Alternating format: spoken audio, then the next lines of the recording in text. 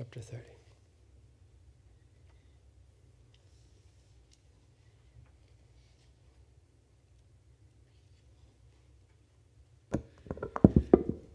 Bismillahir Rahmanir Rahim. Alhamdulillahi Rabbil Alameen. Wassalatu wassalam ala Sayyidina Muhammad wa ala alihi wa sahbihi wa sallam. This is chapter 30 from Knowledge and Wisdom by Imam al-Haddad. May Allah be pleased with him. The company one keeps. The company one keeps and the people who one spends time with and mixes with have major effects which bring on either benefit and improvement or harm and corruption, depending on whether the company is that of the virtuous and superior people or deprived and evil ones. These effects may not appear suddenly, but as a gradual process that unfolds after prolonged contact with either kind of people. The Messenger of God, may blessings and peace be upon him, said, "A man is with those he loves, and a man's religion is that of his intimates. So let each of you be careful whom he becomes intimate with. And a virtuous companion is like the merchant of musk. Either he will offer you some, or you will buy it from him, or you will find there a pleasant smell. An evil companion, on the other hand, is like the bellows blower. Either he will scorch your clothes, or you will smell its stench. If you wish to know whether those who you mix and sit with increase or diminish your faith, religion, and works, examine your faith, religion, good character, praiseworthy intentions, and power of resolution in performing acts of obedience and goodness before getting to know them. Then keep their company and mix with them and see. If you find that the above-mentioned things have intensified and become more deeply ingrained, and that you have become more desirous and interested in them, then know that this particular company is of benefit to religion and your heart, and that if you continue and persevere with it, you will gain even greater benefits and acquire many more good things, God willing. If, on the other hand, you find that your religion has grown weaker and shakier, know that this company is harmful, that its harm to your religion and your heart is evident, and that if you continue with it, it will lead you to even greater harm and evil. May God protect us. You should also examine the bad points you had before and after keeping that company. This is the way to evaluate one's position vis-a-vis those with whom one mixes and takes for companions. The decisive factor here is whether good or evil is more powerful and predominant. When goodness in that company is more powerful and predominant, then a wicked man who mixes with them may become attracted to goodness and its people. Whereas when wickedness prevails and dominates, then it is to be feared that the good people who keep such company may become attracted to wickedness and its people. These are subtle concepts known to people of discernment and experience in such matters. To examine them in detail needs much elaboration. He, may blessings and peace be upon him, he said, may blessings and peace be upon him, a good companion is better than solitude, and solitude is better than a wicked companion. He was given, may blessings and peace be upon him, a conciseness of expression that no other man, whether of ancient or recent times, was ever given. Conciseness, expression, جوامع الكلام. بسم الله والصلاة والسلام على رسول الله وعلى آله وصحبه ومن والاه. نوينا التعلم والتعليم والنفع والانتفاع والتذكر والتذكير والإفادة والاستفادة والحث على التمسك بكتاب الله سنة رسوله صلى الله عليه وسلم والدعاء إلى الهدى والدلالة على الخير ابتغاء وجه الله تعالى ومرضاته وقربه وثوابه سبحانه وتعالى. So Bismillah, we have reached chapter 30 of this very beneficial book, Al-Fusul al-Ilmiya wal-Usul al-Hikamiyya, with the abbreviated translation as Knowledge and Wisdom. This is the chapter on the company one keeps. And what Imam al-Haddad radiallahu anhu reminds us of is something very, very important. And that is the company one keeps.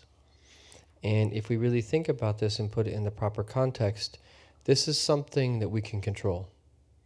We can really control the company that we keep. And I don't mean by that these situations where we are in a position that the relationships are involuntary. there are that certain involuntary relationships that we have, and what is meant by that is that we don't choose. We didn't choose our parents, we didn't choose our sisters and our brothers and our family members. We didn't necessarily choose, or oftentimes it's not merely a matter of our choice, who we work with, who is next to us, in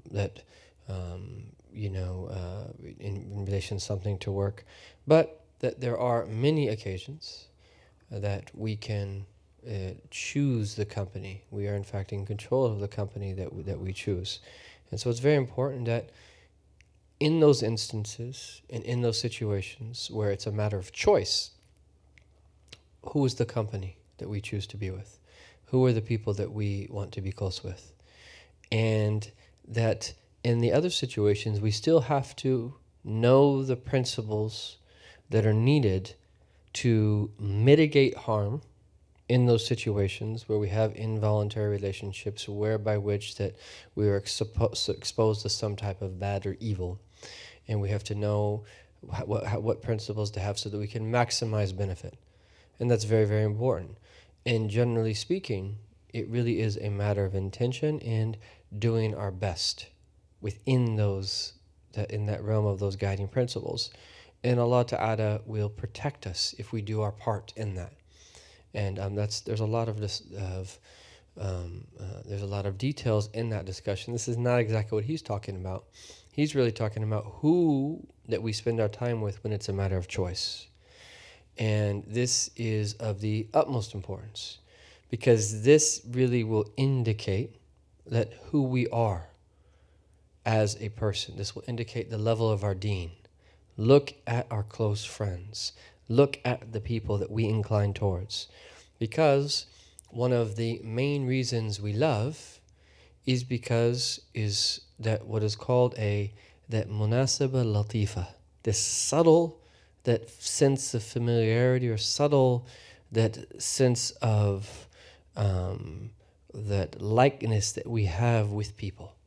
It's very subtle, but we tend to like people that are like us in some way.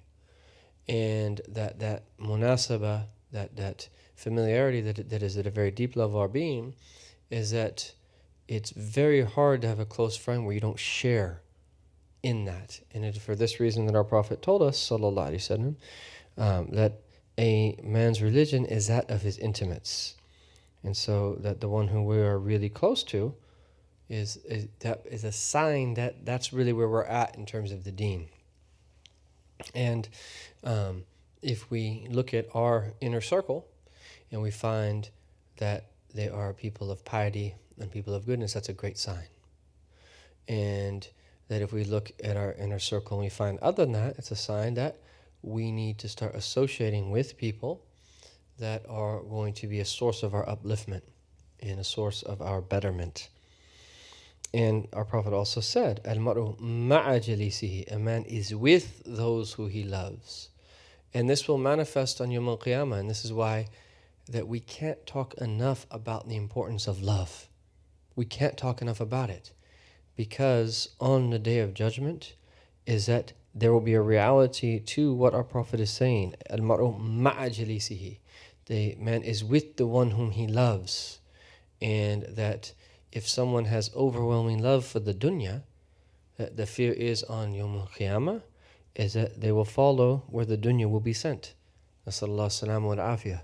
Is that if our heart is that attached to that bad people, lowly people, people that are corrupt, people that are not a good influence. That's why we have to be ever so careful.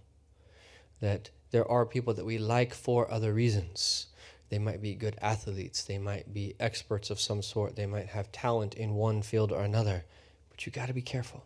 And our Prophet warned us of this, and he said that, "O Allah, do not let a disbeliever be in a position where I'm on the receiving end of his gift, so that my heart inclines towards him." O kama qala sallallahu alayhi wasallam. And the meaning of that is that we're naturally disposed to like those who show goodness to us. So we don't want to be in a position where that our hearts incline towards those who did good things to us merely because they did good things to us, and then along with that, a long list of things come. We want to guard our heart.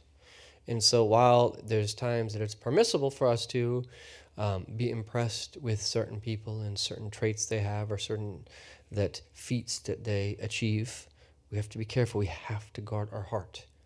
And that if you're careful, then you'll be okay. But if we don't mitigate that, then that once those attachments develop, they're harder to sever. And then that it channels other traits into our heart along with that. And a good example of that is the one I think of is sports. And that when you watch athletes, is that they might be great athletes. But if you really start to like an athlete, there's certain things that athlete might do that are not appropriate. And when you really like that athlete, you start to potentially walk like them or move like them or do what it is that they do. And you have to know the boundaries, what to take and what not to take. And so we oftentimes don't think about this, but it's very subtle. Al-mar'u ma'a jalisi, a man is with the one whom he loves. And our Imam al-Haddad is teaching us that we have to guard our hearts in this sense. So that this is really, really important.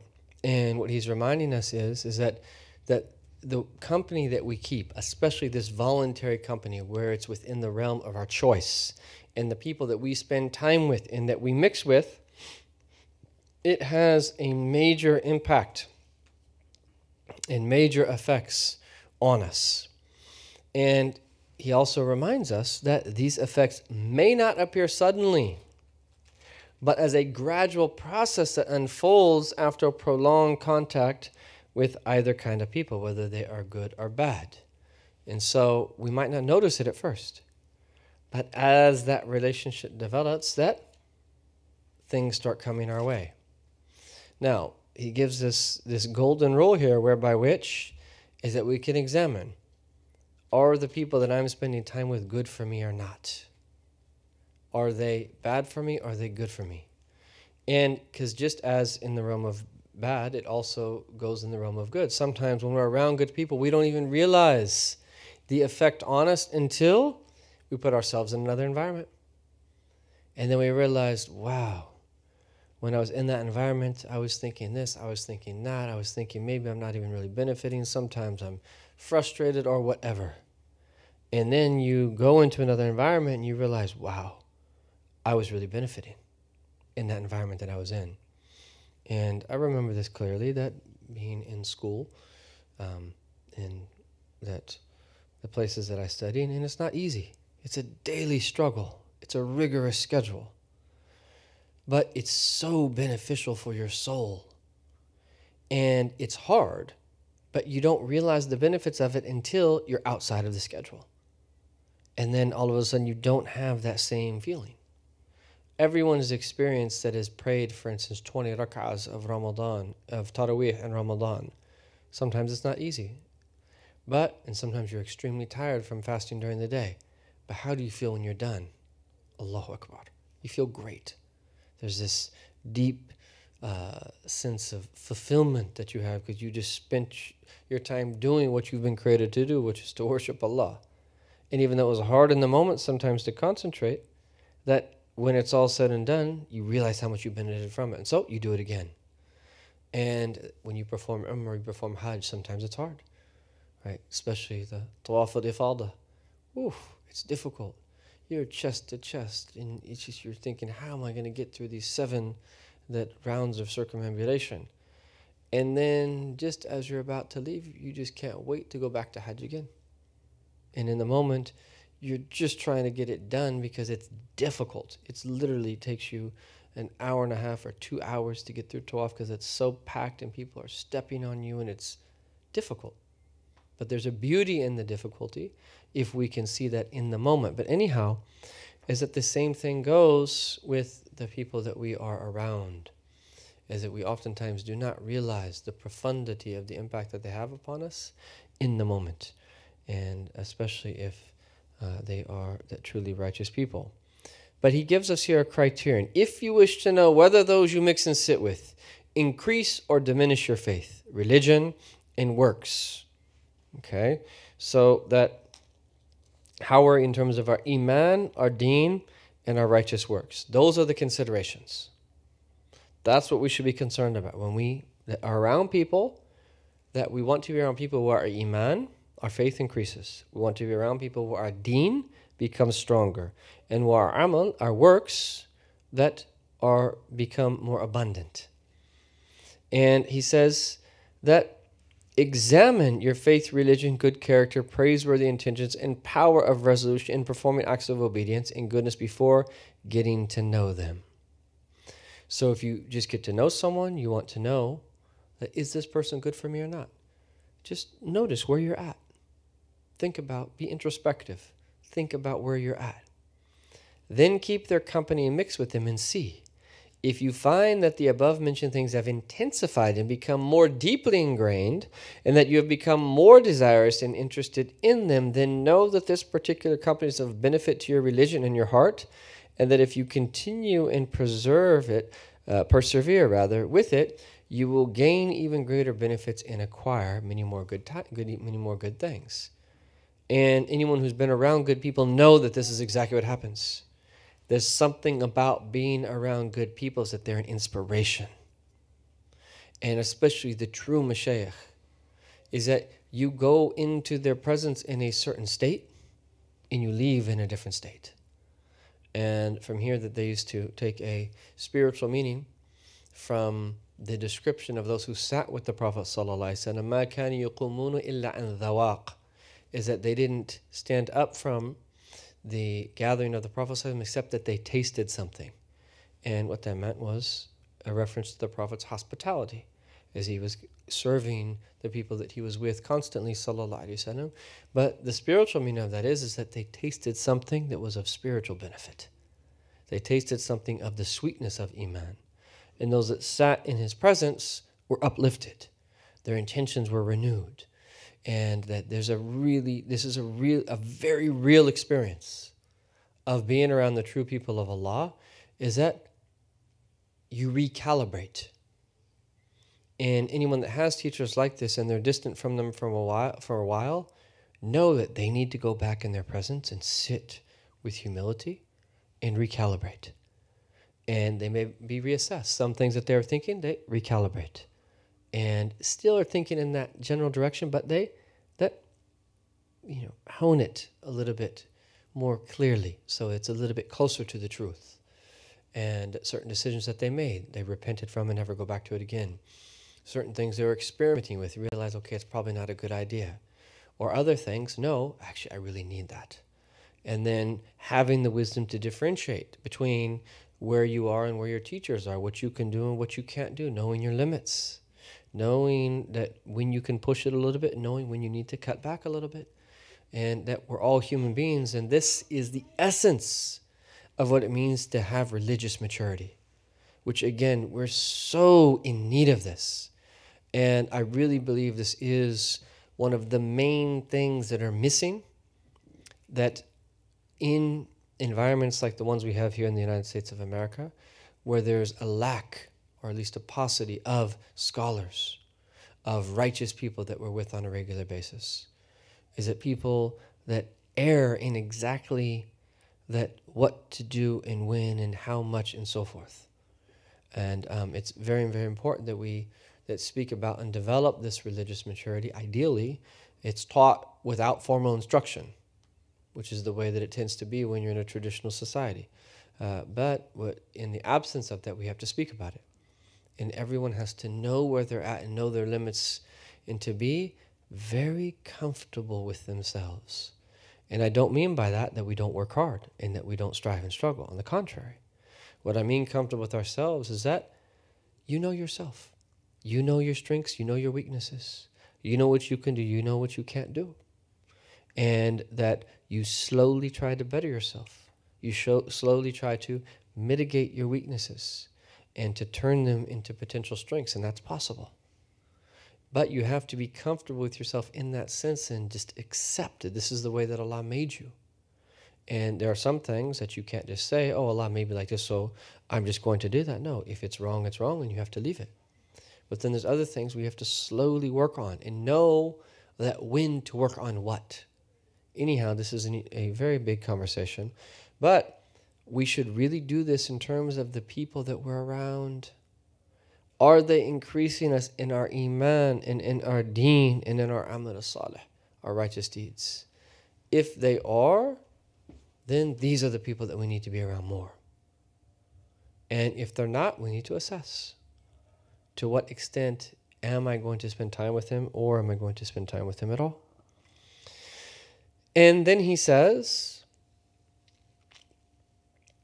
if on the other hand you find that your religion has grown weaker and shakier, know that this company is harmful, that its harm to your religion and your heart is evident, and that if you continue with it, it will lead you to even greater harm and evil. May God protect us. But the danger here is it doesn't happen overnight. It happens little by little. And then the attachments of the heart start to develop, so they become harder and harder to sever. And then we justify it in a number of different ways. And the nafs, a'udhu billah, is our worst enemy. The nafs will try to justify anything.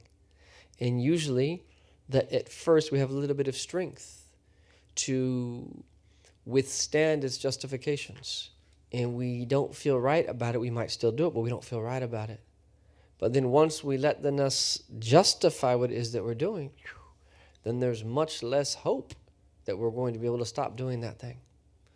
And so we have to look carefully at our hearts. Now, what he says here is also really important, because that he goes on to speak about that if the majority of the people in that group are good in the sense that he just mentioned, that when you're around that group, that this is what happens. There is something to say about the collective being like that, because then you can reach a level of purity such that you can absorb others that come into your presence that might not be that might not be like these other good people. And that when they're predominant, to the extent that of their degree of goodness and to the extent of their number, is to the extent that they can absorb. And in the Shafi school, in other schools, but in the Shafi school, they have this idea of qullatain. And it literally means two great jars. It's an amount of water. When the water reaches this amount, is that even if filth falls into it, it still can be used for purification unless one of three characteristics, the taste, sight, or smell, are changed. If it's changed, if you added more water, then that's fine. You can use it. But if it's changed, then you're no longer able to use that water. But there's a hadith that says, إِذَا بَلَغَ الْمَاءُ قُلَّتَيْن لَمْ يَحْمِلْ خَبَثًا. Is that when the water reaches this amount of qullatain, and the scholars differ about what it is, that in the Shafi school, it's around 200 liters, from 190 to 210 liters, around 200 liters of water. And they give dimensions, whether it's square or cubic or rectangular, and something like a bathtub. But anyhow, that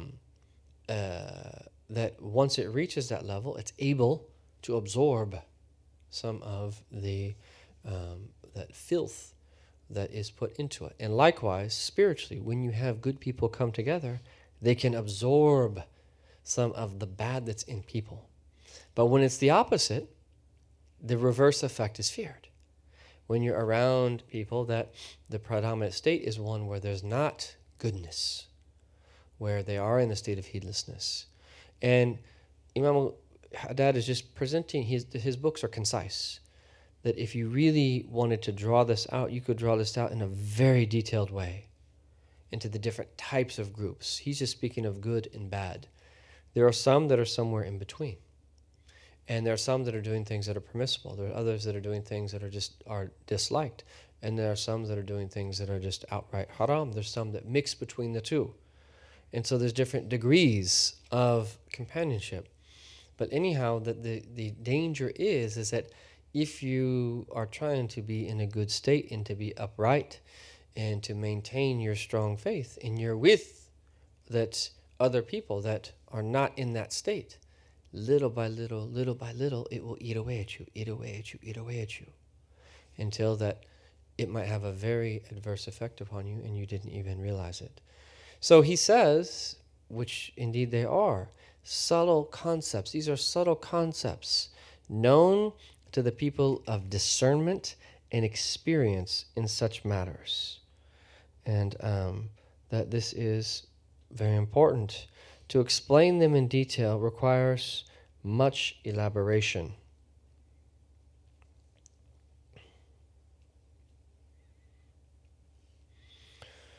He said, sallallahu alaihi wasallam, a good companion is better than solitude, and solitude is better than a wicked companion. And he was given, sallallahu alaihi wasallam, a conciseness of expression. He was given jawami al-kalam. I usually translate it as comprehensive words. But jawami al-kalam is the ability to be so eloquent and so articulate, is that you can say very short phrases and use very short expressions to convey very profound meanings, deep meanings. And one statement can be understood by multiple people in different ways, each to their own level and benefit. And one statement can, the muta'allaqat of that statement, what that statement relates to, be so many. There's so much benefit that relates to it, in so many different doors of knowledge.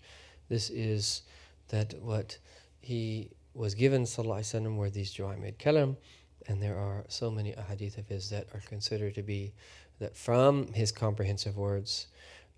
Shaykh Yusuf al-Nabahani includes a long list of them in his work Wasa'il al-Wusul, his book on the Shama'il of the Prophet sallallahu alaihi wasallam, his great character traits. Let's take one more chapter, inshallah. Marhaba, Sidi. When someone smells musk for the first time, it smells very good. However, when you put perfume over and over, you lose the pleasure of the scent. So what do? What does the person do when they're engrossed in good company that they've lost, in a sense, the pleasure of the scent? Very good question. So Ustad Hassan is asking that, playing off this metaphor that our Prophet used of musk. When we first smell musk or any other type of perfume, we recognize it. It smells very good. We're attracted to it. But if you would sit next to the person who smells very good for an extended period of time, you get used to the smell and might not even recognize that still smells so good. So what can we do about that? That's a very good question. I remember Sayyid al-Habi Adi al-Jifri saying one time that afat al-ni'mati al-ilf, which is an amazing wisdom. The pitfall, everything has a pitfall. Likulli shay'in afa, everything has a pitfall. And the pitfall of blessings is becoming accustomed to them. Ilf, just getting used to them. And you don't realize what you have because you're just used to it. And you oftentimes don't realize what you have until you lose it, until it is stripped from you and taken away from you.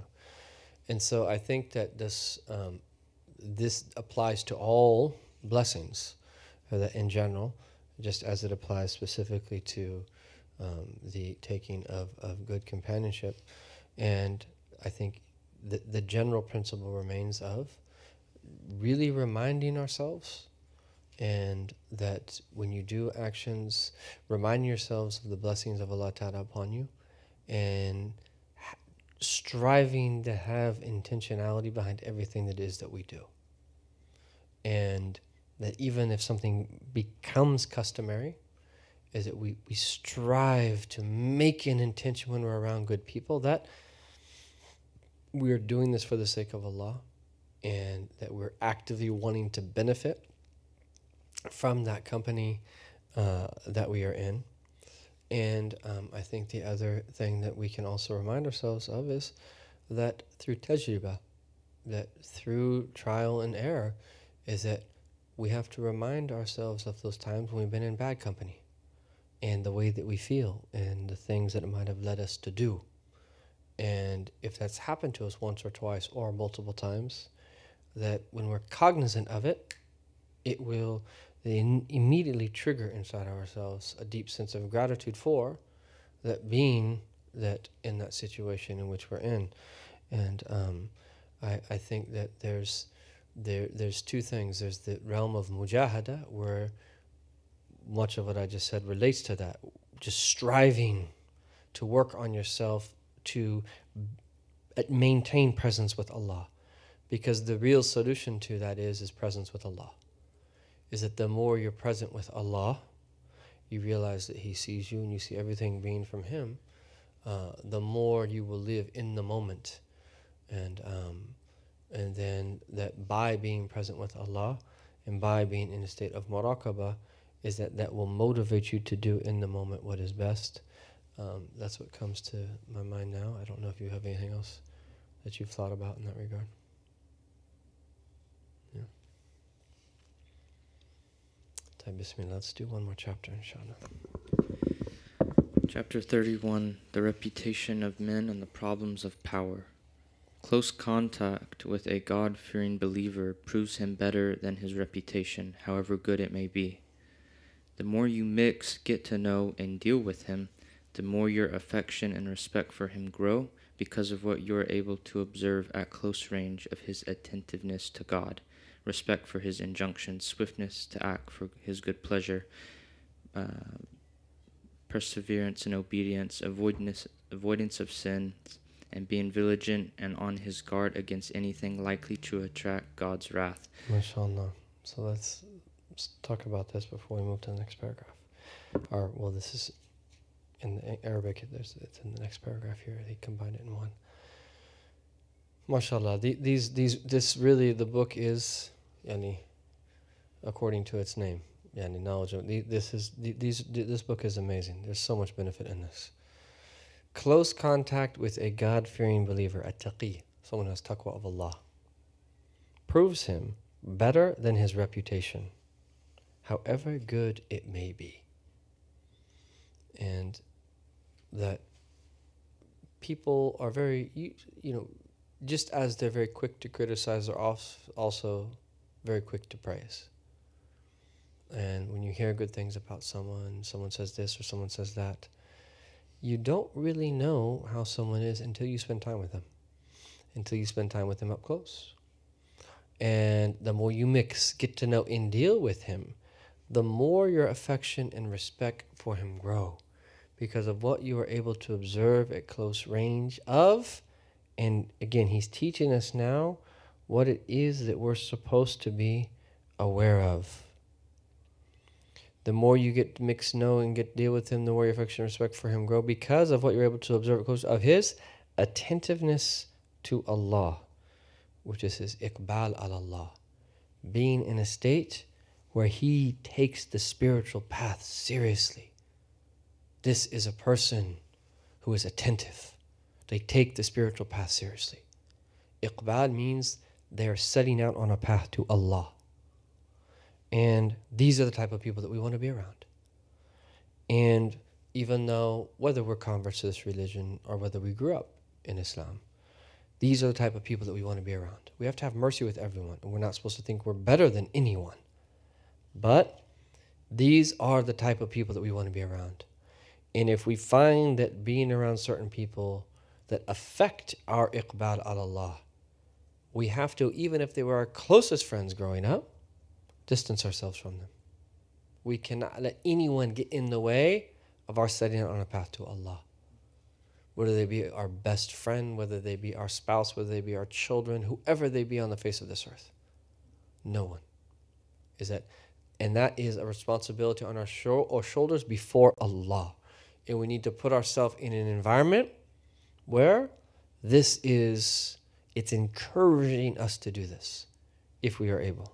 But this is what we need to look for, is that when we hear about someone and we spend time with them, how is their iqbal ala Allah? Do they take the spiritual path seriously? Their ta'zeem li amrillah, is that are they people that have respect for his injunctions? How are they when they pray? How serious do they take the prayer? That when they're traveling, how are they? That make sure when they're traveling to observe the various etiquettes of this deen? What is their ta'zeem for the amr of Allah? And that their musara'a fi mardatillah, their swiftness to act for his good pleasure, and perseverance in obedience, avoidance of sins, and being vigilant on his guard against anything likely to attract God's wrath. That's what we want to look for.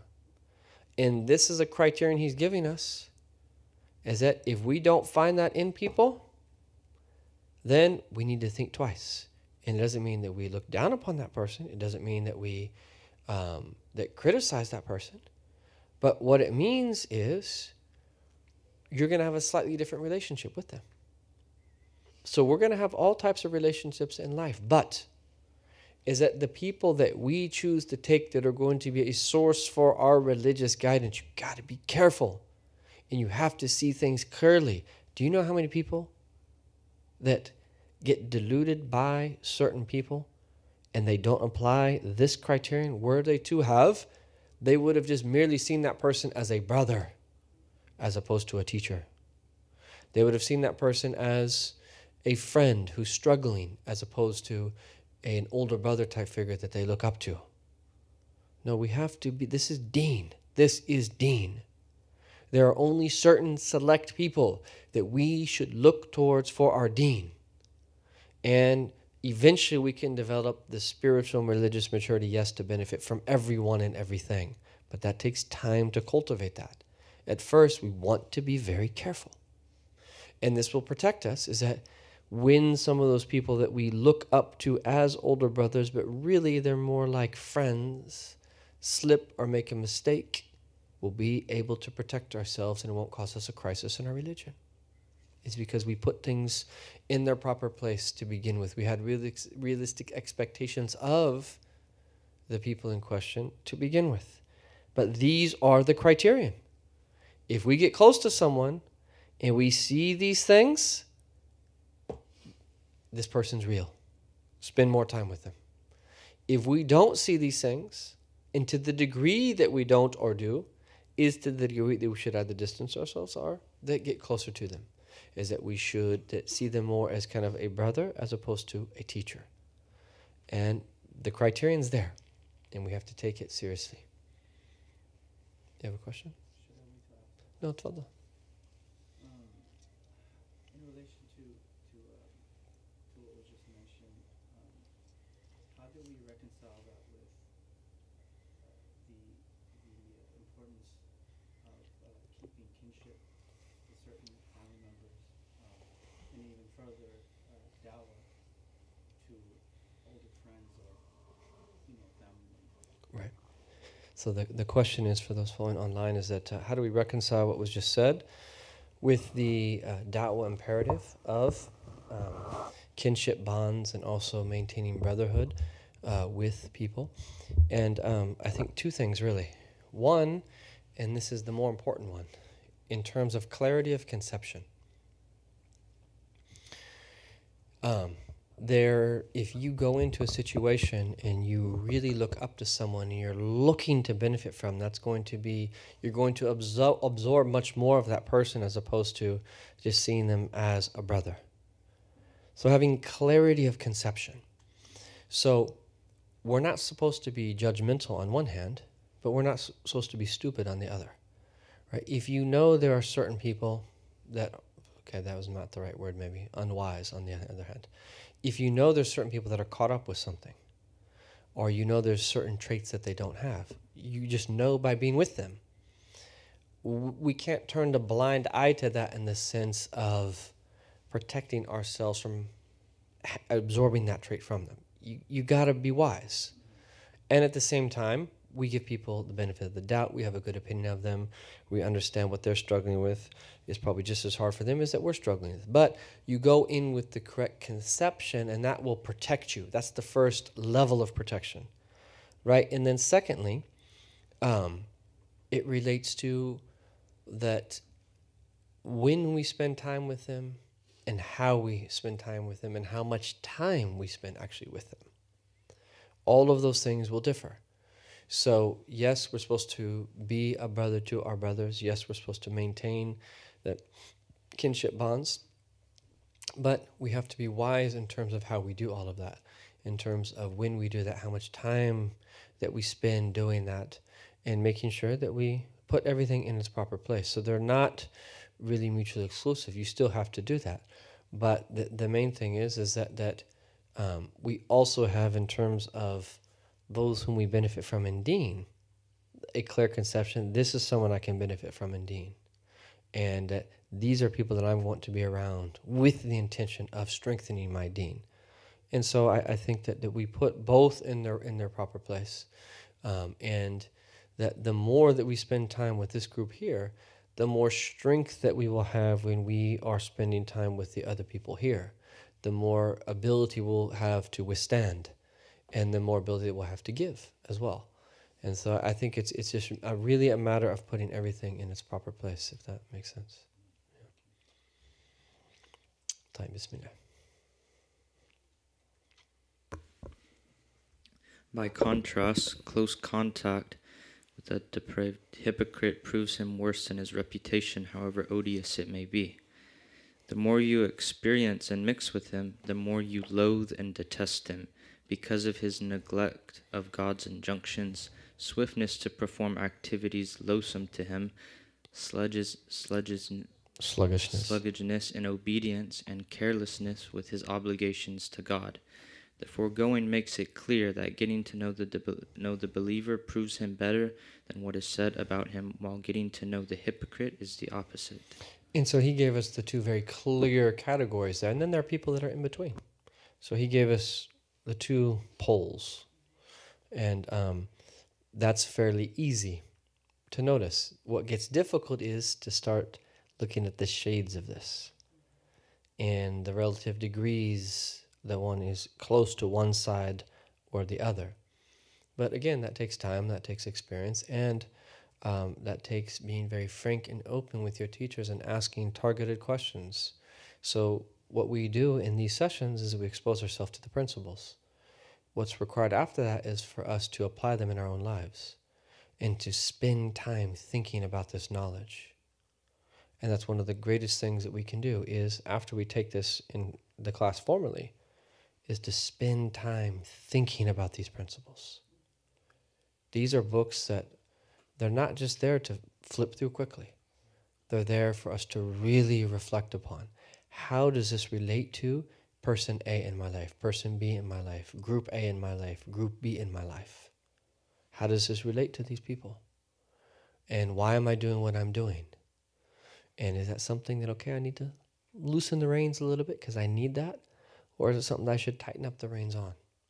And that, trial and error, and he's given us the criterion for us to see the impact and the effect that it has upon us. And then we have to make a decision after that is guided by the shara, the sacred law, and that good thinking. So, keep going. Not very far from this is the situation of people in high positions, either of religion, such as scholars and people of virtue, or of the world, such as kings and rulers. When the people nearest and most connected to them are good and righteous, this indicates their own goodness, righteousness, and good management of their affairs. However, some of the people connected with them, but separated by a distance, may not be as we have just described. This means that those in power either display a certain amount of weakness in the performance of their duties, or, being too preoccupied with other things of lesser importance, are unaware what their own officials do. Thus, the better and more upright those near to them are, and the worse those remote from them, the more this indicates that they themselves are good and righteous, but weak in fulfilling their duties, or are unobservant and careless in seeking information about things for which he is responsible. Another possible reason is that areas of authority may grow larger and the subjects more numerous and spread out. Such a situation was referred to by the words of the commander of the faithful, Umar ibn al-Khattab, may God be pleased with him, when he said in the last days of his caliphate, O Lord God, I have aged and grown weaker, and my subjects have spread abroad. Take me to you without me having succumbed to temptation or neglect. He also said, should a lamb die of neglect on the banks of the Euphrates, I would fear being called to account for it. It is thus clear that those who either are afflicted by some weakness or lack the ability to observe and investigate adequately cannot adequately shoulder high positions and large responsibilities. This is perhaps why some of the greatest men of religion have backed away and fled from such positions, preferring safety, which is one of the two gains. As he said, may blessings and peace be upon him, a soul to whom you give life is better than a governorship that you cannot control, meaning for which you are incapable of adequately assuming responsibility, and God transcendent is He knows best.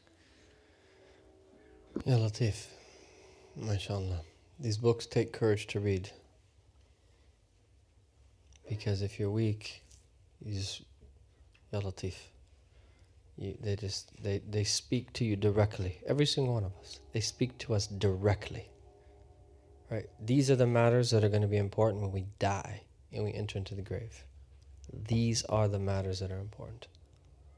And, he mentioned Sayyidina Umar rather, in the context of the responsibility of being in a political position. However, this really applies to that any responsibility that we have.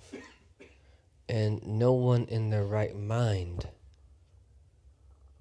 if they really understand what it means to be responsible for something or other people in any other type of position of quote-unquote leadership, would want that if they really knew that what that means for them on Yawm al-Qiyamah, what they're going to be asked about.